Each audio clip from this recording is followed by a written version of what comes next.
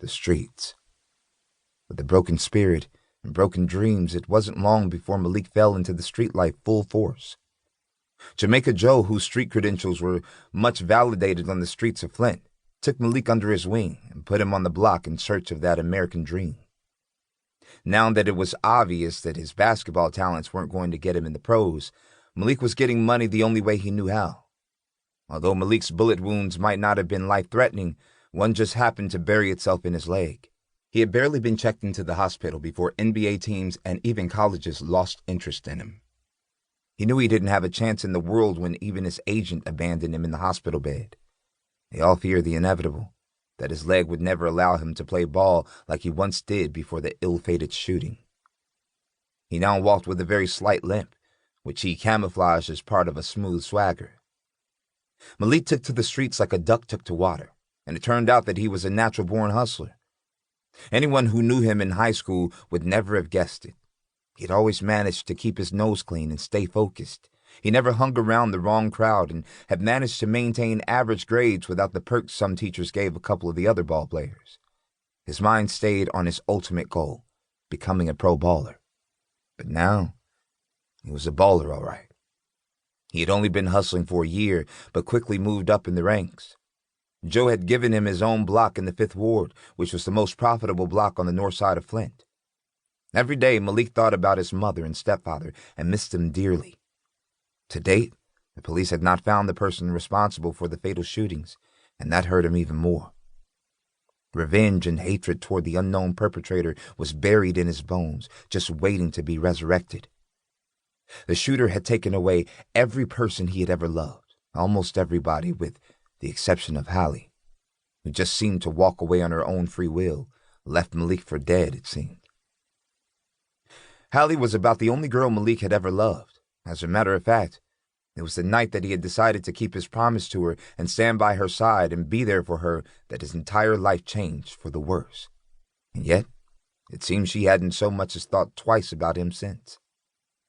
He had put his entire life on the line and ruined it for her. Someone who didn't even love him back enough to come see about him in the hospital after the shooting. At the end of the day, Malik had to admit that losing Halleigh hurt more than losing his dreams. Malik rubbed his neck, which had his deceased mother's name tattooed on it, as he scanned the block.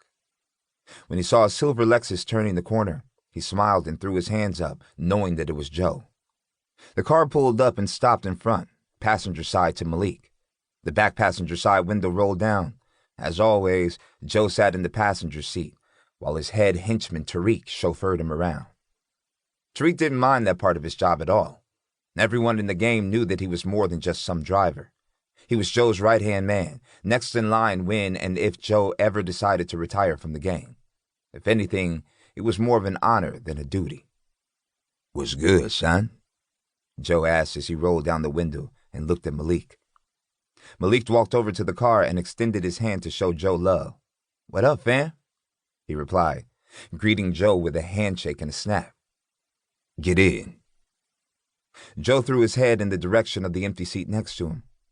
Malik walked around to the other side, opened the door, and slid in next to Joe.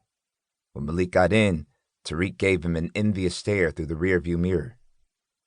Although he had never verbally expressed it, Tariq didn't care for Malik too much. It was safe to say that he was a little envious of how his boss had taken to the youngster, putting his trust and loyalty in this kid so quickly. The fact that after only a year Malik was running his own block was evidence that, for some reason, Joe favored this young buck. Tariq had to be a corner boy for years before Joe gave him his own block, so he had envy in his heart toward Malik, who moved up in the ranks after only a few months of putting in work, not just for Joe, but in the game, period. And for Malik to have the busiest block of them all only added to Tariq's jealousy. Joe lit his blunt while they sat in the idle car. He took a puff and then asked Malik, "How you do this week?" "I need to re-up again," Malik said as he spotted one of his workers and waved him over. Trap, a heavy-set hustler about the same age as Malik, scanned the block and then reached under the porch of the house he sold from and grabbed a brown paper bag. He then ran over to the car and handed it to Malik.